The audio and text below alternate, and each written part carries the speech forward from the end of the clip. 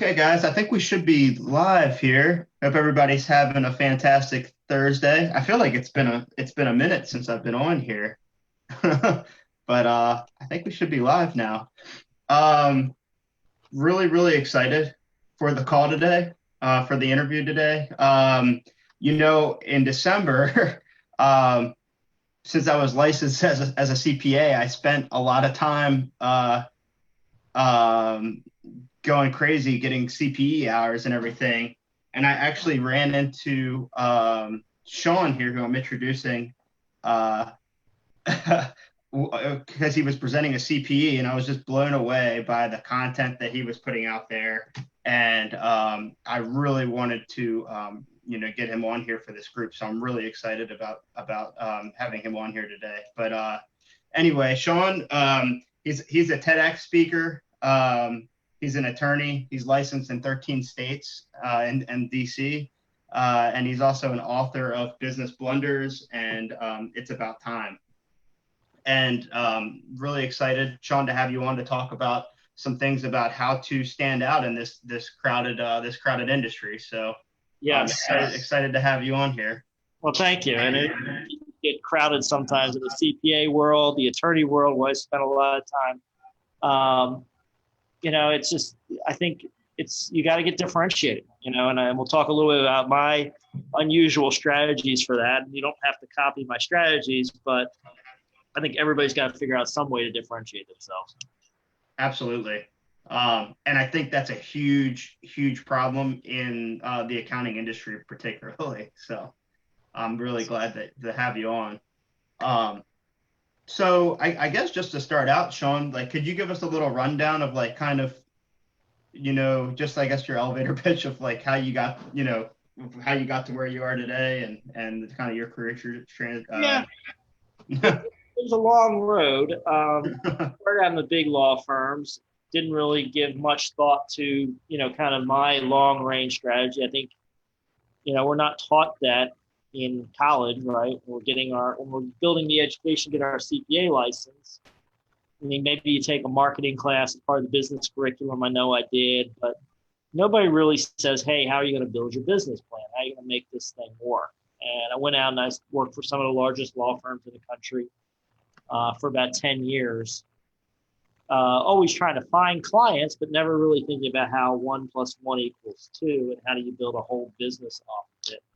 I really got my education when I left the big law firm, started my own law firm, and started to go out there, interface with the world. And you and I were talking beforehand off camera, or off recording, about how just in so many cases,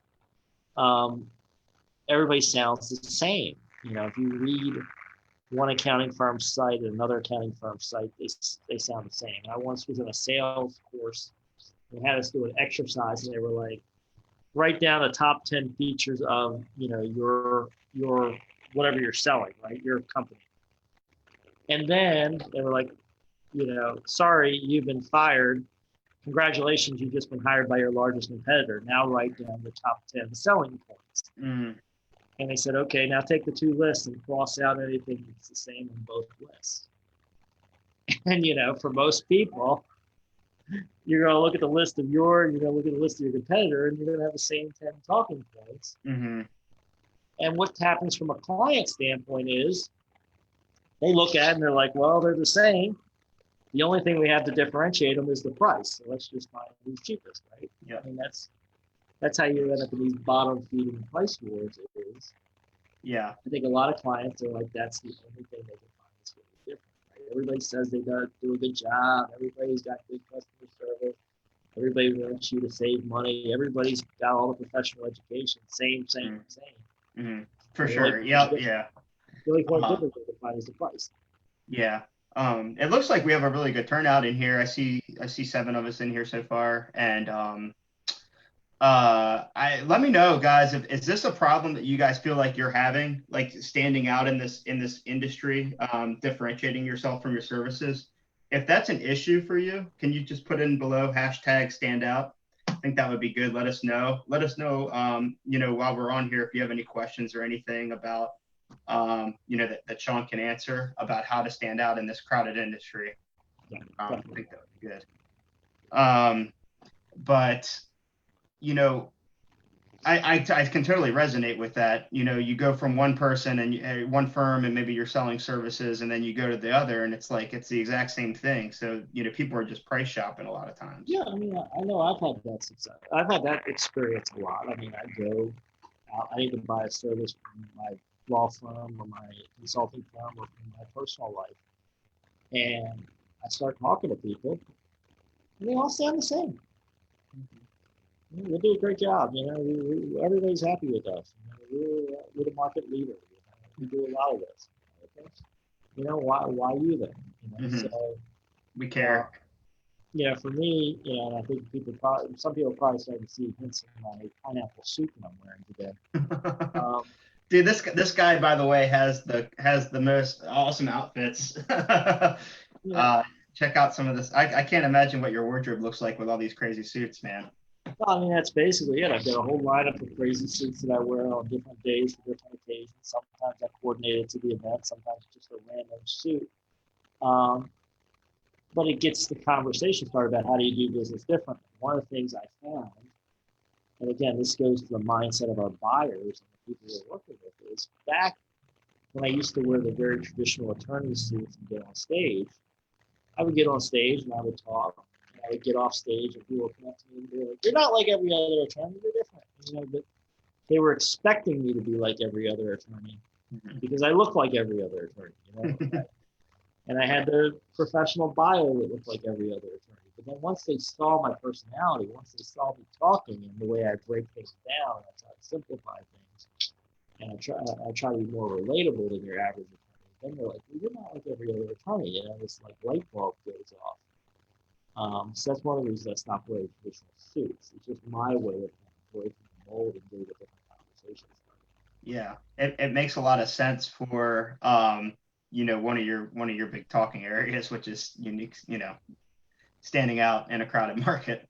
Yeah, that's it. You know, it's just we've got to figure out what it is, and it's not. And for most people, it's not what I'm wearing. Right? This makes sense for very few people to wear this because you're going to shock a lot of people. You're going to upset some people. You've got to be okay with some people not doing business with you if you're going to wear something like this. So for most people, this isn't where you want to go. You're going to get a lot of comments, a lot of attention, but you need something. You know, there needs to be some reason why people are coming to your business versus every other CPA firm in your town or nowadays on the internet, right? Because we're competing with people across the entire country Mm-hmm.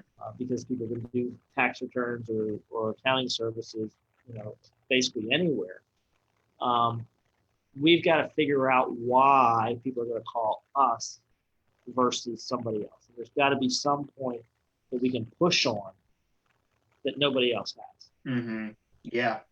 I can't count the number of times that I've seen a post on Facebook or, you know, whatever social media platform Yeah, where an accountant is kind of, you know, venting, I guess is the right word, right. that a prospect decided not to work with them because their last accountant is charging significantly less than what they asked. You know, like, you know, oh, I'll do your tax return for $100, or I'll do your bookkeeping for $100 a month.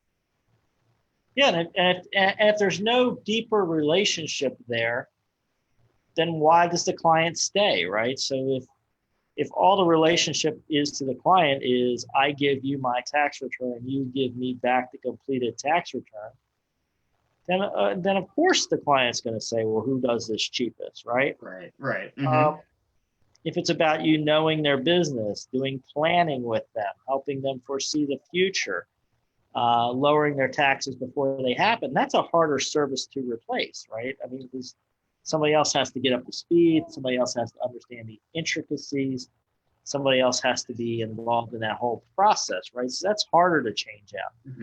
Mm-hmm. So you got to think about how you're positioning and what you're doing, and is it hard to change out? You Mm-hmm. Okay, okay. Um, I did see a question come in know? Okay. from Samantha Murray, and she says, so do you feel like developing a niche is important? Do you feel like niching down is important to differentiating yourself, or is it your marketing strategies? It depends. So niching is a very popular strategy. I think it's a very strong strategy. it's one way to own an area, right? So if you can get a small enough niche that you control, you're again building that category that you control, right? Other accountants are going to refer you. When the client's looking for an accountant, they're going to be more likely to pick you because they're not going to have a lot of people to compare with, right? And you can say, I wrote this article, I spoke at this conference, I did these things in my niche, I own this niche. So it's a great strategy. It's not my strategy. I'm completely the opposite. Mm. My umbrella is business planning and business execution, which is a huge umbrella. It is the exact opposite of a niche. But it's where I play at because that's where I'm comfortable. I don't want to be doing the same thing over and over again. And I feel like I have this knowledge of how pieces connect together that other people don't have. So I guess in a way, my niche is being broad. Okay. An unusual niche, but my niche is that I can see this broader scope of things than your typical advisor can see. I can connect pieces for my clients that other can't connect. So I have a niche, but my niche is doing a lot of things versus doing one thing. So Okay, got it. Are you niched down to a specific industry, or is that broad an industry type? I'm niched to a type of issue. So, Mm-hmm. so in my law firm, which is where the majority of my work is, we handle a handful of issues related to business ownership and control. So we'll do mergers, we'll do capital raise, we'll do contract negotiation, we'll do partnership agreements, and we'll do asset protection plan. Right? These 5 things, or things related to these 5 things, that is, what we do. And so we'll go across industries, but in different industries, I keep hitting business owners with these same core issues. So we're really good at it. It doesn't really matter what industry you're in. We can adjust everything for that. But partnership negotiation for an oil and gas company looks a lot like a partnership agreement for an internet startup. They are very similar in that who owns what, who controls what, how does this thing work when the partners may disagree, how do we break deadlocks, all very similar stuff. And somewhere where I've developed a depth of expertise that a lot of people just don't have. Other people do very generic, very simple solutions. Because I've been across industries and seen it all, I can provide deeper solutions. But that's just kind of how I've broken it. I broke it by topic rather than by industry. Okay, love that. So really just focusing on a specific topic or a couple of topics that you can really hone in on. Yeah, I mean, what is your niche, right? What is it that people need to pick you for, right? And that's kind of where you need to focus in. Okay. Right? And you got to figure that out, right? There's no black and white answer for that. You test it, you figure it out. But you want to be able to communicate to people, hey, I'm really good at this. This is what I do well. Gotcha. If you're open to it, I'd love to get a little more. I'd love to get practical with this a little bit from the bookkeeper or accounting perspective. Yep. And I would say, imagine that you just got hired to come into your standard accounting firm or your standard, let's say solo. I think most people in here are probably one-person accounting firms, solopreneurs. What would be your action plan on how to differentiate and stand out from the 100,000 other solopreneur accountants out there? You've got to really blend 2 things. And some of the best businesses out there, the ones that are really successful, bring together 2 spheres well. So, you bring different knowledge areas together. For me, I've got kind of this, broad understanding of business, and then I've got the law firm, people that resonate with that. They see that that's a unique combination you're not going to find a lot of other places. So the first thing I'd say is, kind of search your background and history. What can you pull together?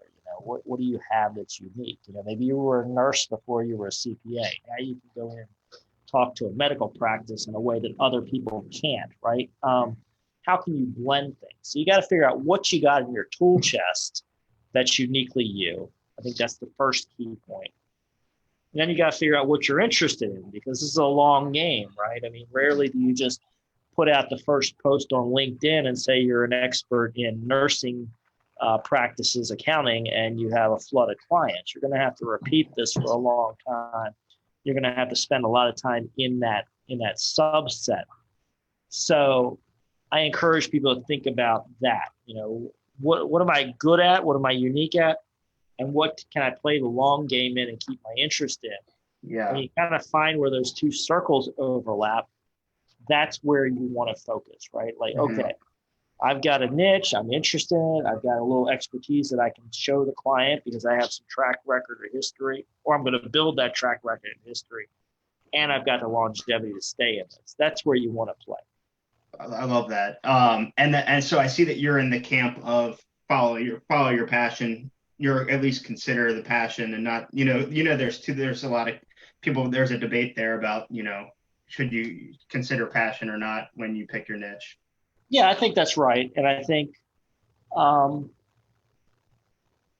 there's a saying out there, and I think about it a lot, that people that love what they do, they end up making a very good living, right? And I think there's a lot of truth to that.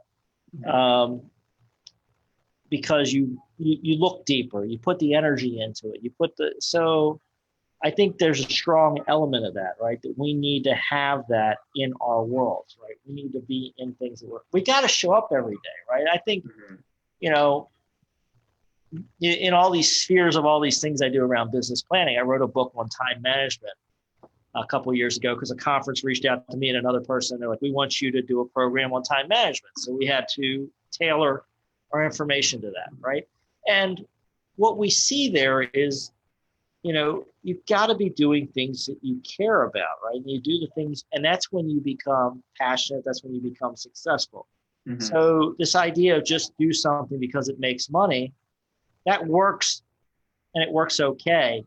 But I don't think you're ever going to be stellar at it because you're not going to put the time and the energy and the depth into it, right? You're not going to read about it in your spare time. You're not going to be thinking about it when you're on vacation. And not saying you should be thinking about business your entire vacation, but you're going to make these analogies. You're going to see these things. You're going to have these things pop in. If you don't have the passion, you're just going to want to get away from it, right? Like, so there's got to be an element of passion in my belief. I'm totally in agreement with you on this. I really do think passion's huge, and it's because your energy and your intention is so vital in growing and building a business.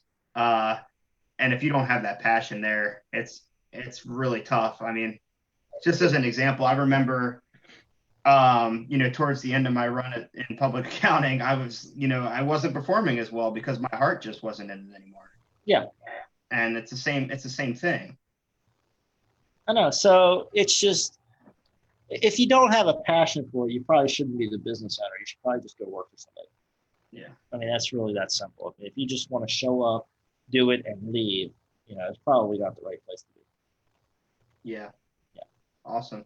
Is this helping you guys out? Does this make a lot of sense for everybody?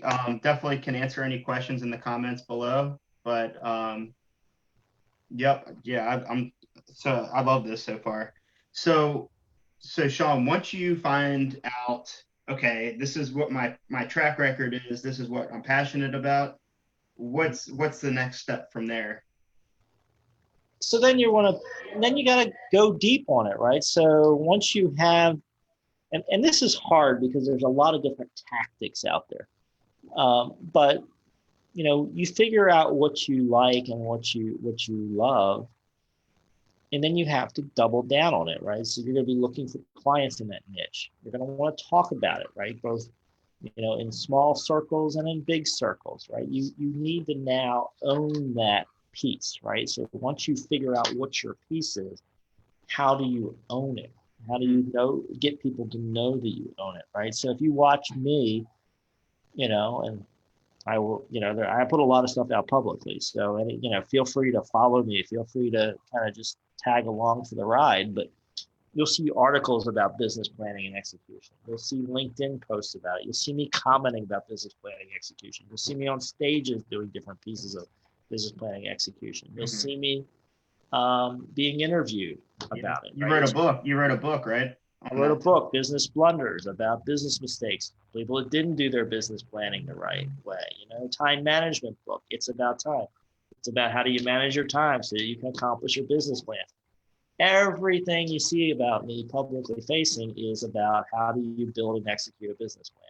How do you do it properly, right? So I've got this body of knowledge that's deep, and you can read all about it. I mean, if it would take you forever to read through all the public articles that I put on medium.com, or the stuff that's on my blog.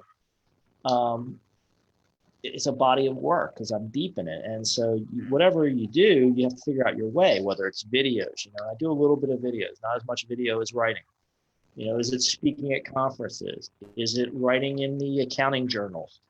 You got to figure out your way. The ways vary a lot. The tactics vary a lot depending on your personality, style, what you're comfortable with. But you got to figure out how to get known for that. And that means you got to spend some time in there, and you've got to kind of get attached to it. Gotcha. That's so valuable there, guys. That's straight gold. So what I'm hearing is you need to plant your flag, so to say, in that niche, in that passion, and get as many eyeballs on your stuff as possible, basically, and raise that awareness. That's right. And it takes time, right? And you got to figure out your strategies, right? So, I mean, I was my partner that I wrote the time management book with. We just got on a call this morning. And, we said, okay, we're at the point where we got a very strong body of work. We've written a lot about time management. We've got the book. We need more eyeballs. So her and I are now talking to media companies. We want to do a series of interviews related to time management. So we know what we need, right? We know what we need next to make that bigger and make it better. So I think, that's kind of part of this process is doubling down on it and then figuring out how to get known for it, how to get those eyeballs on you. And there's going to be a lot of different strategies, but there's got to be a way to get those eyeballs on you. Yep, absolutely. Definitely something that I really, really harp on too. So I can definitely agree there. Josh asked a question, and it actually is a good transition because this is where my head went through this. How long to build that content before you start seeing results? And let's answer that one. And then I'm thinking, I think a lot of people are scared to start because they think of how much work that this is going to take to do. So how would you address, how long do you think it's going to take? And then what would you say to somebody that is like, man, I don't know, it's a lot of work. Yeah, I don't have a good answer for that. It is a lot of work. But what's your next best option, right? Your next best option is to go be an employee for somebody that's done the work. It's really part of the cost of admission today and expertise. You've got to stand out. And, you can put stuff up on your website about you're an expert and you're great and all, but there's a couple of problems with that. First, it's going to sound like what everybody else wrote. We talked about that earlier. Second problem with just putting stuff up on your website is, it's just, nobody believes it, right? You said it. Oh, why do I believe this guy said that he's an expert in accounting, right? But nobody believes that. They see you in a video on a stage talking to a large audience about how do you do accounting. They're like, oh, maybe this guy knows about accounting. There's 150 people sitting in the room listening to him. He must know something about accounting, right? That article I read, man, it really sounded like he understood the details and how that all came together, right? He or she must know how to do accounting because, I don't understand all the details of what they were talking about, but it really sounded like they knew how everything fit together. That's how you build it, right? So, and you can buy a little bit of that with the right strategies, right? I mean, you can do some pretty slick pieces and you can kind of push yourself a little bit farther down the line. But a lot of that's earned. It's incremental, right? I mean, you get invited onto a bigger stage next year because you're on a smaller stage the prior year. You get an opportunity to write an article for a bigger magazine because you wrote a lot of articles for a smaller magazine. So the timeline's hard to predict. I mean, part of it depends on what existing network you have, Who do you know? How can they help you get pushed along? Part of it's random. One of my good clients that came to me in late 2019 was somebody I was in a workshop with 4 years ago, talked me up, and 4 years later, the guy needed me and hired me and became a big client. Looks like him and I are going to be doing a lot together this year, but 4 years it took for that to seed, right? I didn't even know what was happening in the background. I was mentioned to this guy multiple times over a 4-year period until the guy picked up the phone and called me. Locked in sale, by the way, right? So when somebody calls you in that type of situation, unless you completely botch it, they're probably going to hire you, right? So they've known you for 4 years. People watch my videos and call me 3 years later. They see me in a live audience and they call 2 years later, right? So it's a long game. But the sooner you start planting the seeds, the sooner you're going to have returns from it. Absolutely. So, I get a lot of people that, my referrals come from a lot of places, and I have a lot of people. You'll see if you go read my articles, a lot of them have no comments, or they have very silly comments, and I have videos with 20 views if you go look at my YouTube channel and stuff like this. Mm-hmm. But yet I put all this out there, and then I'll go to an event, and somebody will say, well, I watched your video on this, and this a couple of weeks ago, and I thought it was great. Or I read your article on this other thing, or I forwarded that article that you wrote to this person, right? So a lot of times you don't know what's going on behind the scenes. Mm-hmm. But I can tell you, the more active you are, the more you put out there into the universe, the more it's going to come back around. And the easier it gets. It does kind of become a downward slope after a while. Once you have a critical mass, people start reaching out to you. You start getting attention. I mean, you reached out to me because I did something with CPA Academy. CPA Academy reached out to me because I did a TEDx talk. TEDx talk hired me because I did a lot of speaking before, and they trusted me to give a quality TEDx talk, right? Mm-hmm. So that's like 4 things had to happen for this interview to happen today. And I had to have a Facebook group. Right. Yeah. Like so all these things had to come together in a sequence. But again, the more you do, the more these snowballs start happening, right? Somebody sees your talk and they like it, and they forward it to their friend. Somebody tells somebody. I believe a lot of the articles I write, even if they aren't read, if they just pop up in somebody's feed for a second, if they, come across as something they could read, but they don't read, it reminds them that I'm out there doing the work. I still exist, that I have these different subject matter expertise. It just adds to the collective conscience. And a lot of times that pays off down the road. Love this. I love this conversation. This is so valuable. Josh just said, have I mentioned great insights yet? Thank you so much. So, of course. Awesome. And I wish I had an easy answer. I've searched for all the easy answers in this, believe me. Mm-hmm. I know. I was going to say, hired some bad advisors along the way. I've searched high and low. At the end of the day, a lot of this is just, committing to the process, doing the work, doing the things nobody celebrates. Mm-hmm. I mean, recently, I've gone through different phases of what do I focus on. Right now, I put an article a day on medium.com about business planning. And I put it out on LinkedIn and my blog as well. But an article a day, that's uncelebrated, right? I mean, there's nobody sitting there cheering me on to write that article every day. But I get it done and I get it posted, and then people read it and people forward it and people call me for interviews because of the articles. But I have to do that uncelebrated, work. But I like it because it's writing about business planning. I'm passionate about this. I get to see different aspects of what's working, The other day, an article popped up about how Tesla is coming out with a new Model Y. Model Y is going to be produced in China. Meanwhile, Ford is coming out with a Mustang Mach-E, which is a very similar car. These are very similar cars. And I thought it was interesting how Ford used Tesla to validate the market to make the car, right? So I got to write about that. I wrote an article about it. People have been talking about it. So it's fun. I'm in something I'm interested in, which is what we talked about earlier, right? Are you passionate about it? Totally. If I wasn't passionate about it, I'd struggle to write that article. But instead, it was fun for me to talk about how, Ford used the strategy of looking at what their competitor was doing and then waiting for the right time to seize the market opportunity, and how we as business owners can do the exact same thing. Yeah. So I think I'm just thinking about my journey and just a lot of journeys of people that I've talked to in the industry.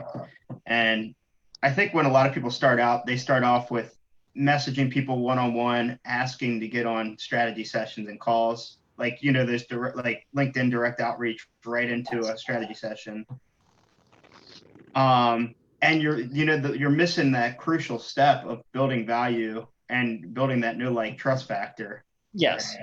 Yeah. It's incremental. I mean, I reach out to people. I ask if I see something I think on point that I can add value to. I ask, and sure, I probably still have a 90% rejection rate even today. Like 9 out of 10 times the email goes into nowhere, and it just doesn't do anything. But 1 time out of 10 it hits. But when you combine it with doing the work and building the content and doing the outreach, now I have this growing body of work, right? People can go back, they can vet me, they can see what I've done, they can check out past interviews, they see that I've done a lot of stuff, so it becomes easier.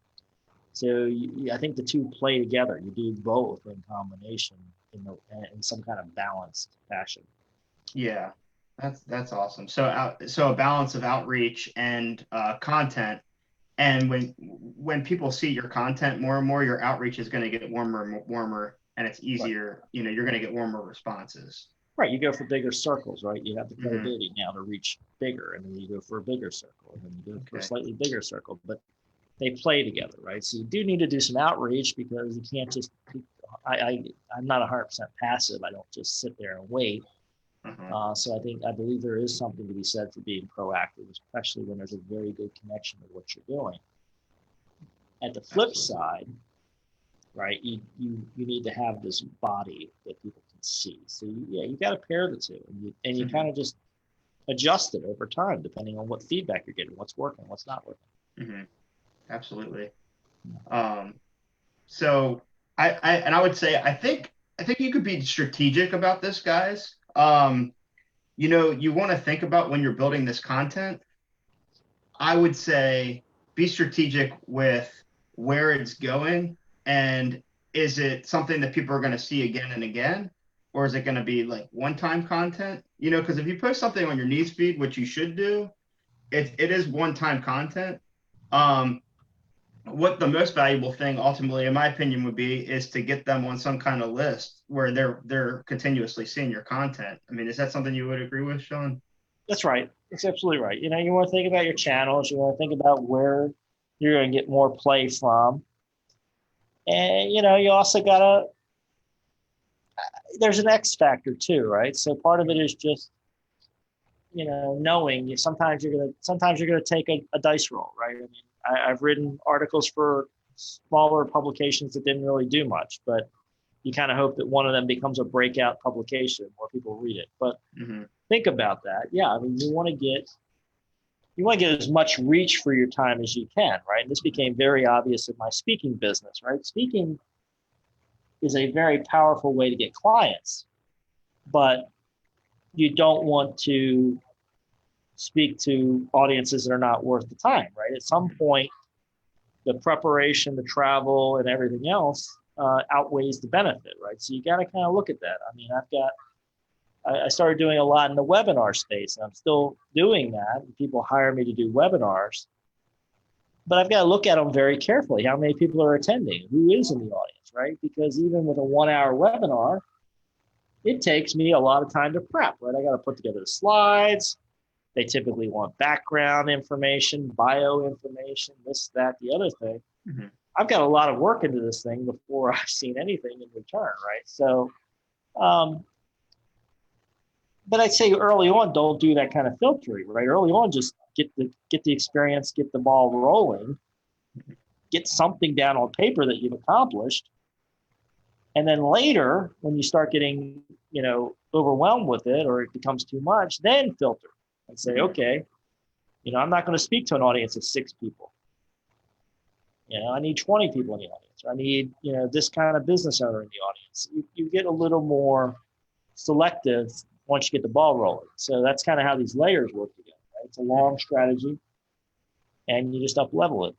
Mm-hmm. It's like, I read the Bruce Springsteen biography a couple of years ago. You know, thing's quite a long book.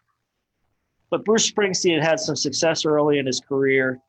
You know, was traveling with his band up and down the East Coast of the U.S. And whatever happened, his band fell apart. He ended up coming back to New Jersey. And he's running around, knocking on doors of bars, begging to play in their back of their bar.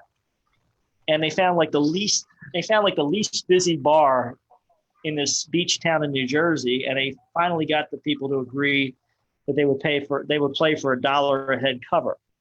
And a couple of years later, Bruce Springsteen's, you know, famous, and he's doing Born in the USA, and he's doing his concert tours. But it just tells you something of how it builds, right? I mean, at one point, Bruce Springsteen had a record deal.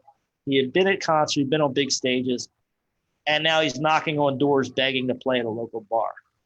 And then he becomes super famous. Mm-hmm. You know, so it just tells you it's kind of a building process, right? And it doesn't necessarily go in a straight line. Mm-hmm. Mm-hmm. Totally. It's a snowball. Yeah. Just makes you think, you know, and just remember that, right? So this is a long process. I wish I could tell people it's a short process. One of my friends on LinkedIn says that the hardest part of being an overnight success is the first 10 years. And I believe that. So. Right. We have a couple questions on here, so I just want to go through those. From Josh. Josh said, how do you get ideas for articles? You would think that you would eventually run out of topics or repeat them. Oh my, yes, that's hard when you first start. Believe me, it's hard when you first start. Right now, hold on a second. I'm gonna flip to another tab in the background right now. Okay. I want to look at something. So I keep a spreadsheet in Google Sheets of all my upcoming topics for Medium or for my business planning articles. So I'm trying to do one a day. Mm-hmm. Right now I have about 770 titles written that I haven't written the articles for yet. Okay. So it really is one of these things. It's hard when you first start. You're not in that mindset. You're not thinking that way. But once you get rolling for a while, I start seeing topic cues everywhere. When I talk to a potential client, they've got a problem. I'm on the phone with an actual client and we're working through something. I'm writing a book and I want to develop a subtopic more. I mean, they're everywhere, asking for help, a key to success. Somebody asked me for help the other day and I was thinking, wow, that's a key to being successful. I should write an article about that. Built to serve, how to serve others and make a good living. I'm like, this is something people need to know about. It's something I've struggled with. You get too much in a serving mindset, you don't make good money. Mm-hmm. Mm-hmm. Once you get rolling on this, I will tell you they're everywhere. You just start, once you're in a mindset of what do people need to know about, what questions are coming up, I write down 5 to 6 article topics usually a day, and I write 1 or 2 articles a day. So, Nice. Do you use your phone? Are you putting notes on? Do you keep your phone here? Is that where you write them down? Well, it depends. If I'm at the office and it comes up, I just go right to that tab, that spreadsheet. I just tabbed over to. If I'm out traveling, yes. If I'm in a meeting, I'll just quickly jot it down on my phone, or I'm actually one where I'll excuse myself during a meeting. I'll say, excuse me, I want to do some more work on this. I need to make a note real fast. And I'll just actually write it down during a meeting. They're everywhere. So, I use my phone as definitely a tool to jot down notes. And a lot of times if you look through my phone, I send text messages to myself about topics, That's great. Yeah. And I can attest to that. I can definitely attest to that in my head, I get ideas all the time now for content. And it's a muscle for sure. And it's just something that you're going to get more and more. Yeah, exactly. It becomes a lot easier once the ball starts rolling downhill. Not to mention you start interacting with people and topics come up. I actually will have people people actually write me and tell me topics. You know, I've got a few of those sitting in my to be written list right now, where people wrote to me and said, "Hey, can you write about this? Can you write about that? Can you tell me about a little more detail about this?" You know, so it's just it's a muscle, and it's a thing that you learn over time. Yeah. And if you guys are looking for an insight that come to mind for me is if you're just starting out and you're looking for something, I mean, you can start by going and looking at other people in your market and seeing what they're doing content on. But the only thing with that I would say for accountants and bookkeepers is a lot of accountants and bookkeepers aren't getting great engagement, guys. So Yeah. make sure you're looking at the articles that are doing well or actually getting reach and getting engagement. Look at articles doing well. Look at questions people are actually asking you, because I can Mm-hmm. tell you if a client or potential client's calling you on the phone and asking about you about something, Yep. odds are there's thousands or tens of thousands of people around the country that are thinking about that same issue, right? Yep. So, you know, can I take a tax deduction for, you know, buying a new suit? You know, well, you know, we kind of know the answer, but if a client's asking you on the phone, they probably Googled it. They probably didn't get the answer. They probably weren't sure about it. So that's probably something you can write an article about, right? Your clients and your interactions in the marketplace are probably telling you about a lot of the issues. The other thing you can do too is you can take somebody else's article, and I'll do this sometimes. It'll inspire you a new thought, and I'll just go on a riff, right? I'll add some details they didn't add. I'll take it another direction. A lot of times I'll link back to it. Occasionally I'll disagree with the author and I'll link back to it. But, you know, you can use other people's writing as the prompts for your writing if you don't think they covered it. And maybe they did a good job with the article, but they just didn't cover some aspect that you think might be relevant to your potential clients. Well, write an article, reference them, say, hey, they wrote this great article and blah, blah, blah, blah, blah. And I wanted to dive deeper on, you know, the tax deductibility of these expenses. You know, I wanted to dive deeper on how to keep your books, you know, in good order. Whatever the sub piece that you think was missed in there, do your own article, fill in the hole. That's yeah. I couldn't agree more with that. That's a really good suggestion, guys. Jump in, look at other people's articles. What can you add? What can you refute? What's missing there? You know, what questions do you think are still open? You know, what questions did you have? You know, sometimes I'll do a little research too. It depends on the article. Some of my articles are just, you know, my knowledge and my years of experience all put together. Sometimes it's, you know, I'll actually go out and do research, and, you know, people prompt me. They come up with questions, and then it prompts me to do an article. And so then I'll take the research and I'll put it back into an article to help the world. Mm-hmm. I've got a tough question for you, I think. Okay.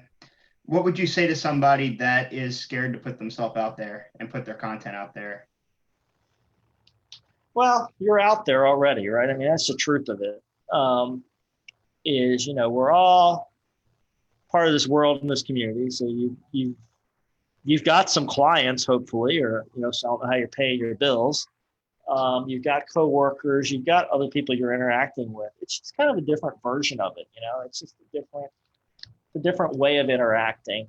And what you're really trying to do is talk to the people that you need to talk to. That's what, at the end of the day, that's what all this is about, is all the social media stuff, all the videos, all the articles. You know, I'm trying to talk to that imaginary business owner or business leader. Those are my two, what I call. So I either want somebody that owns a business and is looking to be better, or somebody that's running somebody else's business and has the budgetary authority to bring in help. I'm talking to them.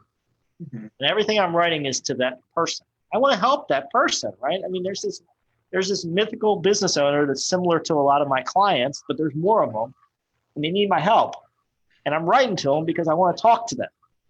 And I just got to ignore the noise along the way, right? The naysayers, the mean people, the people that might make rude comments, the people that might tell me my lighting's not right when I do a video or whatever. I just got to ignore that because I'm trying to talk to this person, this man or woman that needs my help. And so that's how I think about it. That's awesome. That's really good. And I think that's something that we don't think about enough, that maybe we don't, accountants and bookkeepers, maybe we don't realize enough how much value we really can provide to these business owners and how much we can impact their life, their families. And, Yeah. That's part of it too. I think you got to have that mindset. I think that's critical, right? Is what do you, and this goes back to what we talked about earlier, what do you got that nobody else has? Why do people need you, right? I can connect the dots for a business owner in the way that very few people can, right? So I am confident when somebody walks in the door and they sit down that I am going to be able to see a broader spectrum of their business, see how pieces fit together and help them do something better than virtually anybody else could, right? I believe that. I know that, right? And that's what they're paying me for. Mm-hmm. And I rest in that, right? So, when you have that kind of knowledge and that belief in yourself that you can provide that value, then a lot of it becomes easier, right? Like, okay, I need to get the world out there so that I can help these people. I don't want them to go to another lawyer who's just going to take orders, right? I mean, that's what most lawyers that are business lawyers are out there. They're McDonald's, right? Oh, you need an LLC? I can set up an LLC. Oh, you need to, and that's it. That's as deep as the analysis goes. What do you need? I'll give it to you. Here's the price. What are you trying to do with your business? Where are you trying to go? What's your goals? What else can I give you that will help you get to your goals faster? How can we collaborate beyond just doing legal paperwork? Mm-hmm. Mm-hmm. Yeah, those are the things I talk about. Mm-hmm. This isn't Burger King. I don't have, a bunch of standardized stuff in the back and I'll blend it together the way you want. I've got highly customized solutions, based on years and years and years of experience. So figure out what that is for you, right? What do you got that people need? And then start telling them about it politely.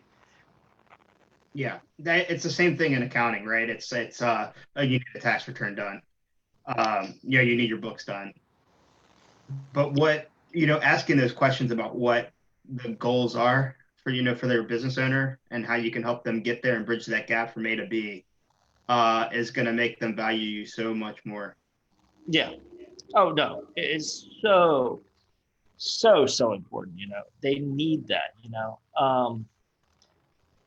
That's what differentiates you, right? That's what keeps you from being a commodity.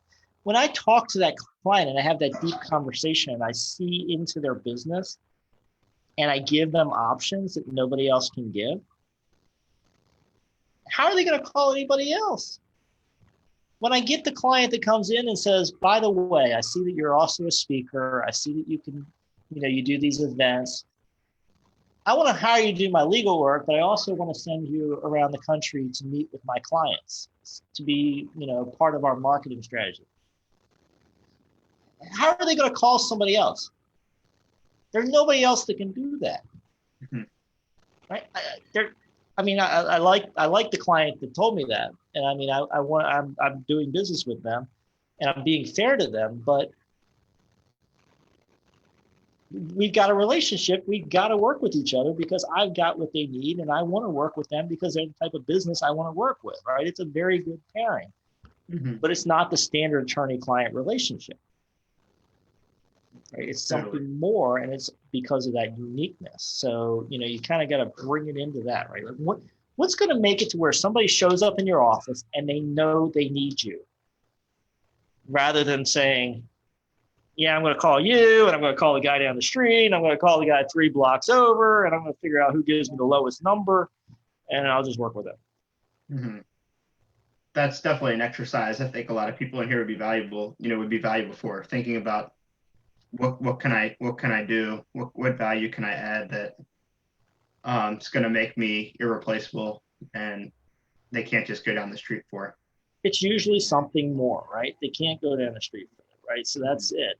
You've got to figure out what more can you pair with what you're doing, right? It's some unique knowledge. It's having a great network of people. It's just knowing things that other people don't know and letting the client know that without being, pushy or salesy about it. And a lot of times that's where the writing and the speaking and that kind of stuff comes in there, because if you just say it in a one-on-one meeting and there's no documentation of it, they're not going to believe you that you're an expert. But if there's an article about you having that expertise, or there's a video of you having that expertise, then they're like, okay, you must really have that expertise. That's kind of how it all blends together, right? You got to have that, and you got to document it so they believe it. Yeah, so I'm completely in agreement, Shawn. So, yeah. All right, well, we're gonna wrap up here, but I want to make sure that everyone in here is able to find you, Shawn. So how the heck can people find you? How can they reach out if they have any questions? Sure. So you'll find me on LinkedIn under Shawn McBride. Feel free to connect with me there. Just mention the show. I get some random weird LinkedIn requests, as probably everybody else does too. So I just like to make sure they're real people. So yeah, if you mention the show or whatever, that's great. You can go over to planningdoneright.com. That's kind of my central hub. I've got a couple websites, but Planning Done Right is my central hub. Again, you see what I'm talking about? Planning, business planning. I have a website called Planning Done Right. And then if you go there and you go /free planningdoneright.com /free change book, you'll get one of my ebooks about change and dealing with change in business. So I welcome you to get that. That'll put you on my email list. I will warn you, I email people a lot. I'm passionate about business planning. The people that subscribe to my emails hopefully are passionate about business planning. So I will send articles, tips, ideas, guest appearances, business planning, business planning, business planning. So if you like business planning, come hang out. I'm trying to type in the link right now for you. Perfect. And then final thing is I have a Facebook group too, Business Leaders with Vision. Again, see who I want to talk to? I want to talk to business leaders with a vision for the future. So I have a group called Business Leaders with Vision, where we post things that help business owners that are working on a long-term vision for themselves and their business. So there's a couple early points of connection for people. So reach out. Awesome. And yeah, the Facebook group, it's facebook.com/group/business leaders with vision. So this has been a lot of fun, Shawn. I've really enjoyed this conversation. I enjoyed it, man. You prompted a lot of ideas. It was just a fun discussion. I'm hoping the audience, got some takeaways, some ahas that they can use back in their practices and kind of do things a little differently. Yeah. Don't let this be information, guys. Make this be, implement this, please. Get out there and think about how you can implement this and get to work. Yeah, we didn't get to talk a ton about tactics, but what's really important is the mindset that you're going to do this and you want to build it, and then you'll start testing tactics. The tactics come later. Yeah, I'm with you. So, all right, guys, this has been fun. Shawn, come on again soon, okay, man? Yeah, love to. All right. Take care, guys. All right. Bye.